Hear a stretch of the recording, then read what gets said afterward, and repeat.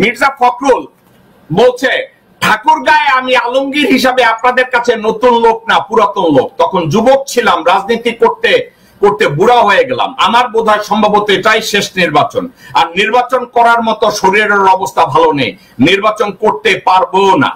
তাই আপনাদের কাছে আমার একটাই আবেদন, এই শেষ নির্বাচনে আপনারা আমাকে একবার সুযোগ দেওয়ার জন্য, আপনাদের এলাকায় কাজ করার জন্য। ঠাকুরগাঁয়ে আমি আলমগীর হিসাবে। আচ্ছা নওশের ভাই, কিছু গুরুত্বপূর্ণ ভিডিও নিয়ে হাজির হয়েছি। তো চলুন আমরা বেশি কথা না বাড়িয়ে আমাদের মূল আলোচনায় চলে যাই।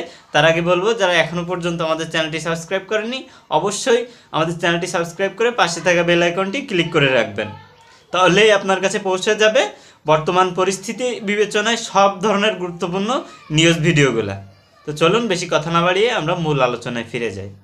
মির্জা ফখরুল বলছে ঠাকুরগাঁয়ে আমি আলমগীর হিসাবে আপনাদের কাছে নতুন লোক না, পুরাতন লোক। তখন যুবক ছিলাম, রাজনীতি করতে করতে বুড়া হয়ে গেলাম। আমার বোধহয় সম্ভবত এটাই শেষ নির্বাচন, আর নির্বাচন করার মতো শরীরের অবস্থা ভালো নেই, নির্বাচন করতে পারবো না।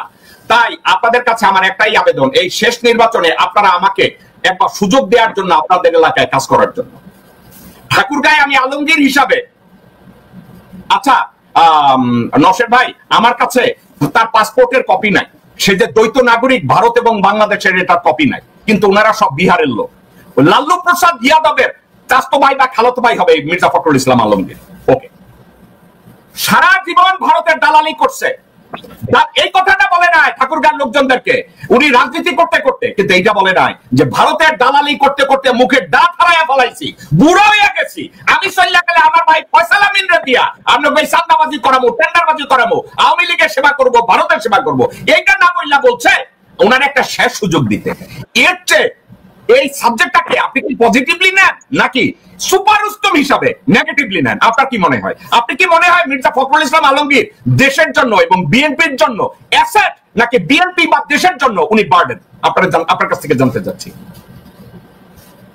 এটা আসলে বিএনপি লোকেরা ভালো বলতে পারবে। এখন আমার কাছে যেটা মনে হয়, ওনার কি বয়স হয়ে গেছে, সবকিছু একটা এক্সপায়ারি থাকে, একটা চাকরির যদি একটা এক্সপায়ারি ডেট থাকে, বা একটা যে কোনো একটা কিছু যদি এক্সপায়ারি ডেট থাকে, তো রাজনীতির একটা এক্সপায়ারি ডেট থাকা উচিত। এখন এই বয়সের একটা মানুষ আসলে এখন নির্বাচিত হয়ে বা হয়ে শেষ সুযোগ হিসেবে উনি চাচ্ছেন, কেন চাচ্ছেন, কেন ক্ষমতার প্রতি এত লোক? এমনি আপনি যদি মানুষের জন্য কাজ করতে চান, আপনি এমনি কাজ করতে পারেন। আপনাকে কেন মানে নির্বাচিত হইতে হবে, ইলেকশন করতে হবে, ইলেকশন করে আপনাকে এমপি হতে হবে, মন্ত্রী হতে হবে? তার মানে কি? তার মানে আপনার ক্ষমতার লোভ আছে, ক্ষমতা লো আছে বলে আপনি এরকম ভোট চাচ্ছেন। আর বই যেখানে বলা হচ্ছে 5 বছর রাখার জন্য, সেখানে উনি ভোট চাচ্ছেন ওনার জনগণের কাছে এখনই যেতে ওনাকে যেন ভোট দেওয়া হয়। এখন এটা ক্ষমতার লোভ, ক্ষমতার প্রতি ওনার একটা আকাঙ্ক্ষা, এটাই তো আমি মনে করি। এইটা হইতে পারে না, এইটা হইতে পারে না যে উনি রয়ের কাছে ওত নিয়েছে যে জলে স্থলে অন্তরিক্ষে মৃত্যুর আগে এবং পরে ভারতের সেবা দাস হয়ে থাকবো, রয়ের ওত এইটা।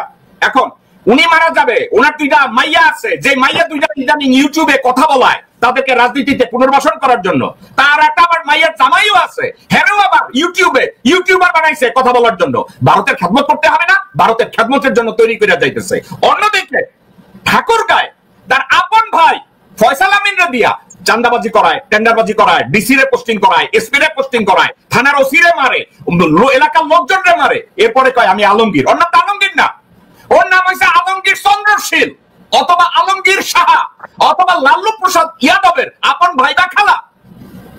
সে এখন বলে বুড়ো হয়ে গেছি, দাঁত পড়ে গেছে, ভারতের কল্যাণ করার জন্য এখন আমারে দিয়ে হইব না, ফয়সাল আমিন আনো, আমার শেষবারের মতো ভোট দাও। আচ্ছা আরেকটা কথা বলেন তো, যেই লোক জিয়ার সম্পর্কে এই কথা বলে সেই লোকের বিএনপির রাজনীতি করার যোগ্যতা আছে কিনা একটু শুনেন। শহীদ প্রেসিডেন্ট জিয়া রহমানের মৃত্যু যদি 1981 সালের মে মাসে না হয়ে যদি 2015 সালে হতো, তাহলে এই বাংলাদেশের ভাগ্যে কি করতো আমি জানি না। তবে সম্ভবত সেটা লাইবেরিয়া অথবা আফগানিস্তানের মতো একটা ব্যর্থ রাষ্ট্রে পরিণত হতো। আপনি কি এই লোককে আওয়ামী লীগের বিএনপির মহাসচিব মনে হয় নাকি রয় দালাল মনে হয়? একটু আমার একটু বলেন তো, এই মন্তব্যটা দিয়ে তাকে আপনার কি মনে হয়? এ কি আসলে বিএনপি করে নাকি ওই যে ফজা আছে কিশোরগঞ্জের ফজলুর রহমান, দ্বিতীয় ফজা? আপনার কি মনে হয় এই মন্তব্যের পরে এই লোকটা দলের মহাসচিব হিসেবে আছে? আপনার কাছে মনে হয় এটা তারেক রহমান অথবা বেগম জিয়ার দূরদর্শিতা, নাকি মনে হয় তাদের নেতৃত্বের ব্যর্থতা? নেতৃত্বে ব্যর্থতার কারণে ওনাকে মানে এরকম মন্তব্যের পরেও দেখা যাচ্ছে ওনাকে বহাল তবিয়তে ওনাকে রাখা হয়েছে ওই পদে। কিন্তু এটা তাদের দলের ভিতর থেকে কেন প্রতিবাদ আসে না? দলের ভিতরে যে কর্মীরা আছে তারা কেন এটা প্রতিবাদ করে না? আমি তো এটাই অবাক হয়ে যাই যে তারা কেন মানে এটা কোনো ইয়ে করতেছে। সাধারণ কর্মী যারা আছে বা এমনি ইয়ার লেভেলের নেতা যারা আছে তারা কেন এটা প্রতিবাদ করে না? এটা করেন একটা কারণে, ভাইয়া ভার্চুয়াল মিটিং এ এসে কইব তোমাদেরকে বহিষ্কার করে দেব, ভারতের বিরুদ্ধে কথা বলা যাবে না। আমির খসরু মাহমুদ এসে বলবে ভারতের বিরুদ্ধে কথা বলা যাবে না, বেগম জিয়ারে হাজতে নিয়ে মারলেও আমরা কোনো প্রতিবাদ করব না, হরতাল দেব না, তারেক রহমানের কোমর ভাঙা দিলেও আমরা কোনো কথা বলবো না। তারা রইল বোকাপাট, তারা রইল বোকাপাট, ভেঙে ফেল করবে লোপাট, রক্ত জামার শিকল পুজোর ভাষণ বেটি, ওরে ও করুণ নিশান, ওরে ও করুণ নিশান, তোর গলায় বিশাল ধ্বংস নিশান, রাজির ভেটি। তারা